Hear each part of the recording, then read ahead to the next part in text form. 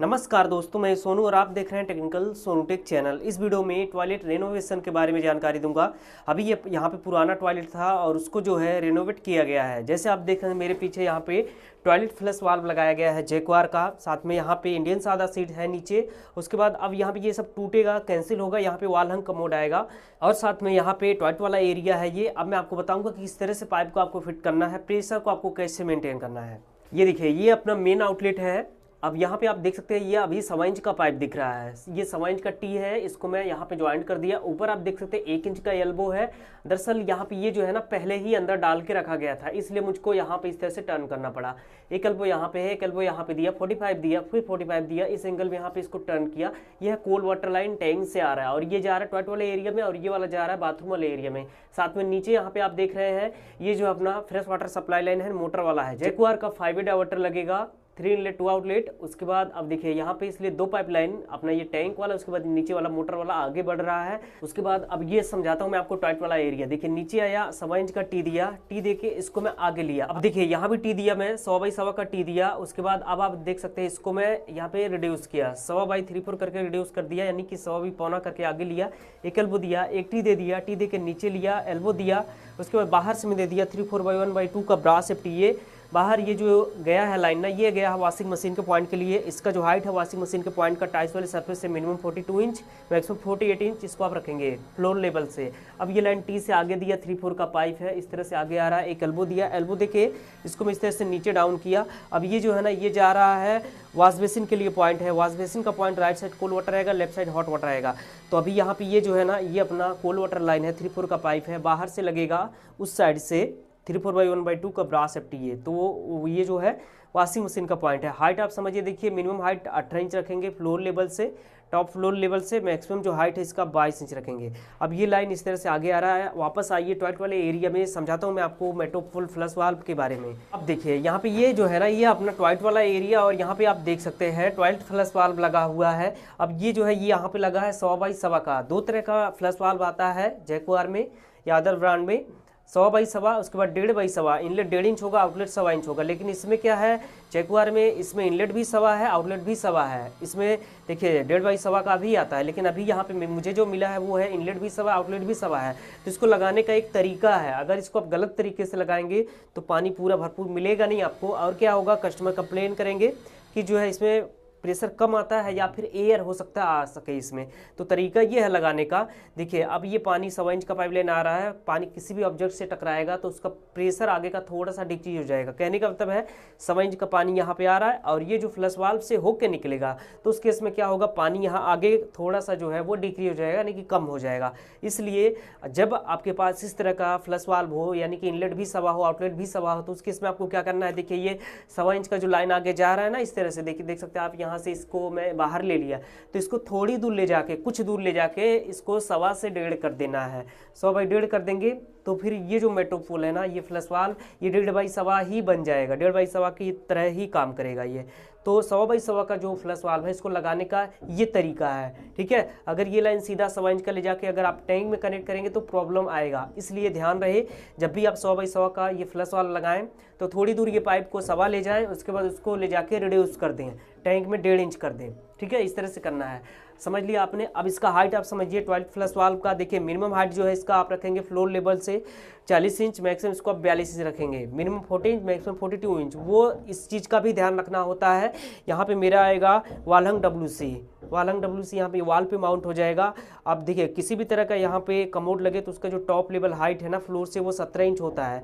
तो 17 इंच वो हो गया, प्लस 17 इंच जब कवर होगा 17 इंच वो ऊपर आएगा, तो 17 दूनी 34 36 इंच हो जाता है, ठीक है। तो ये ध्यान में लगाना होता है कि जब कोई यहाँ पे वालहंग कमोड लगेगा और टॉयलेट के लिए आएगा, कवर को उठाएगा तो कवर यहाँ से टकराना नहीं चाहिए इस फ्लश वाल्व से, ठीक है, उसके हिसाब से। तो इसलिए इसका जो स्टैंडर्ड हाइट है ना वो 40 से 42 इंच रखना है टॉयलेट फ्लश वाल्व का। ये कंप्लीट हो गया। अब ये देखिए यहाँ पे इधर आप देख सकते हैं कुछ पॉइंट बना हुआ है नीचे से। देखिए यहाँ पे इसको मैं किस तरह से टर्न किया, टी दिया, उसके बाद टी को 45 एंगल में टर्न किया, 345 दिया 3/4 का, रिड्यूस करने के बाद आफ्टर रिड्यूस इस तरह से ये पाइपलाइन अब मोटर वाला क्रॉस हो रहा है। पाइप से पाइप जब टकराता है तो ओवरबैंड की जरूरत पड़ती है। अब अगर मैं चाहता तो यहाँ पे ये मोटर वाला जो लाइन है इसमें ओवरबैंड लगा देता जो कंपनी बना के देती है, तो उसके समय क्या होता है प्रेशर पूरा डिक्रीज हो जाता है। ऐसा नहीं करना आपको, मैनुअल ओवरबैंड आप बनाइए, बढ़िया रहेगा। इस तरह से देखिए मैं जैसे मैं किया हूँ, देखिए 3/4 का लाइन है, नीचे लिया। अब देखिए यहाँ पे ये जो पॉइंट है ना, ये दिया मैं यहाँ पे जेट के लिए दिया गया है, देख सकते हैं। अब लोग क्या करते हैं यहाँ पे ये कंसील नहीं देंगे,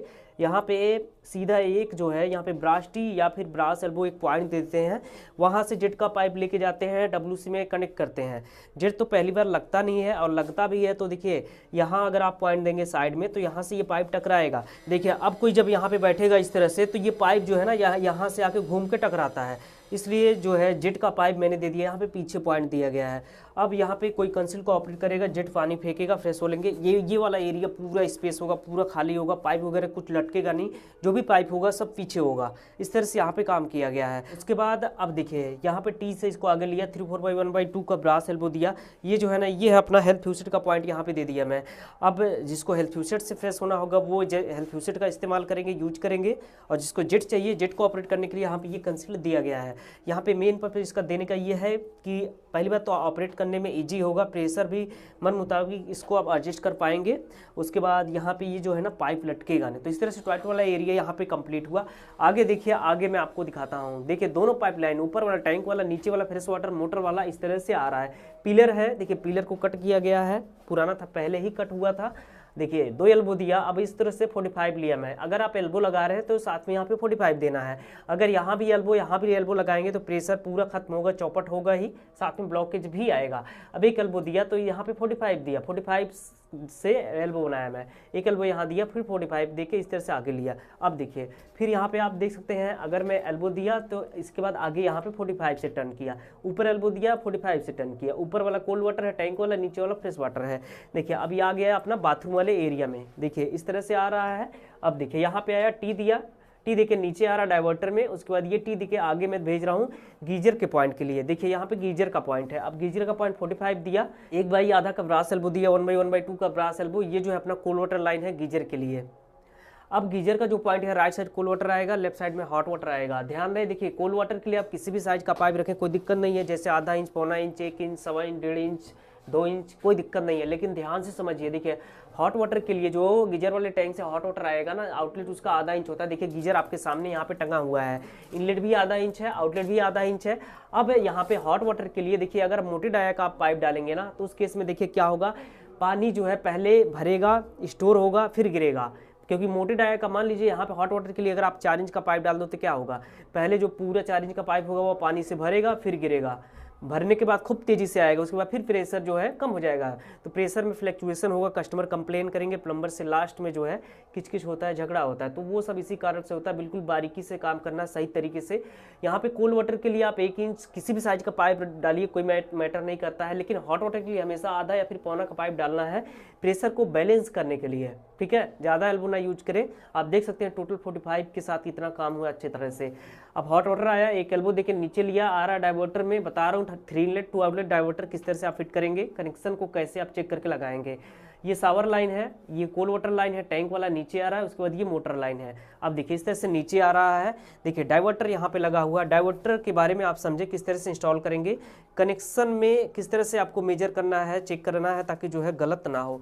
यहाँ पे देखिए 3 इनलेट 2 आउटलेट डाइवर्टर है। अब यहाँ पे मैं आपको बता देता हूँ 3 इनलेट क्या है, 2 आउटलेट क्या है। 3 इनलेट का मतलब 3 कनेक्शन यहाँ पे इन हो रहा है, 2 आउटलेट का मतलब 2 आउटलेट जो है बन के वो निकल रहा है। तो 3 इनलेट में देखिए पहला इनलेट यहाँ पे हो रहा है, ये वाला मोटर लाइन देख सकते हैं, राइट साइड में यहाँ पे ये fresh water supply line motor वाला है। उसके बाद दूसरा जो इनलेट है वो देखिए यहाँ पे टैंक वाला इनलेट देखिए इस तरह से आ रहा है, कोल्ड वाटर। उसके बाद जो तीसरा इनलेट है ना वो अपना हॉट वाटर है, 3/4 का पाइप है, देखिए यहाँ पे आ रहा है।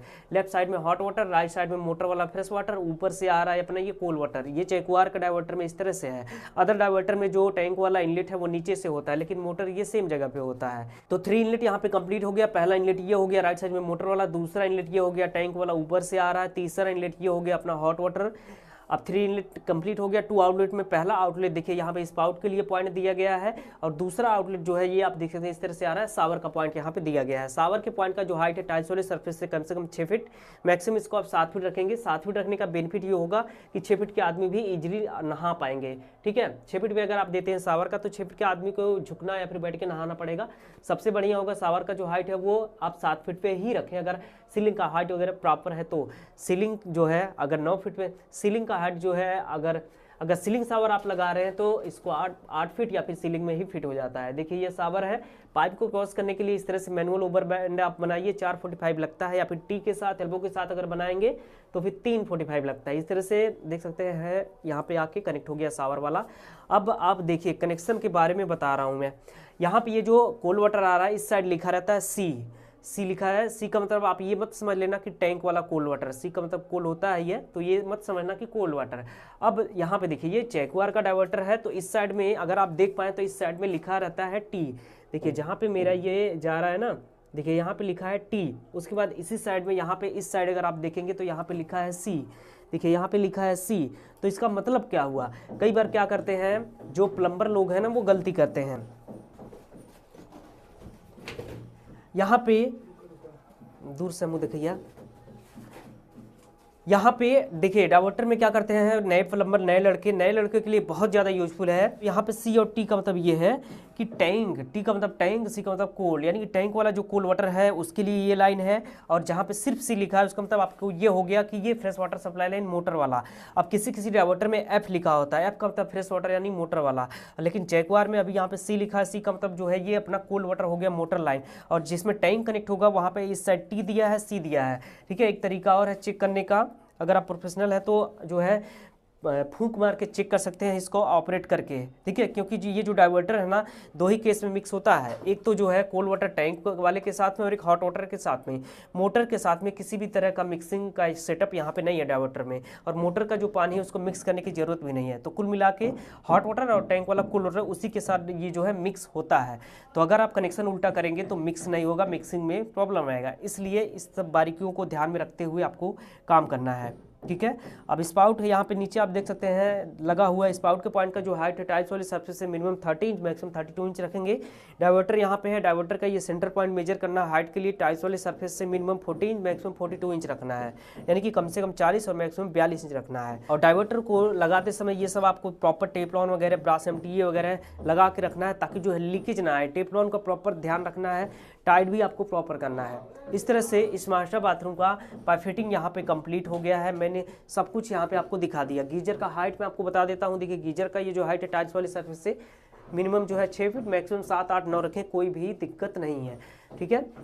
शावर का भी बता दिया, हाइट वगैरह आप देख सकते हैं। इस तरह से फिटिंग यहाँ पे हुआ है। ये हॉट वाटर लाइन है, टी लगा के मैं रुका हूँ, वॉश बेसिन के लिए ये पॉइंट आगे जाएगा, इसलिए अभी यहाँ पे ये रुका हुआ है। तो पाइप फिटिंग यहाँ पे आप देख सकते हैं इस तरह से पूरा यहाँ पे कंप्लीट हो गया है। टॉयलेट वाला एरिया भी मैं आपको दिखा देता हूँ। ये देखिए ये सब तो मैंने आपको एक्सप्लेन कर दिया है, हाइट वगैरह, साथ में इसको भी मैंने आपको यहाँ पे बता दिया है कि जो है किस तरह इसको आप फिट करेंगे, ठीक है।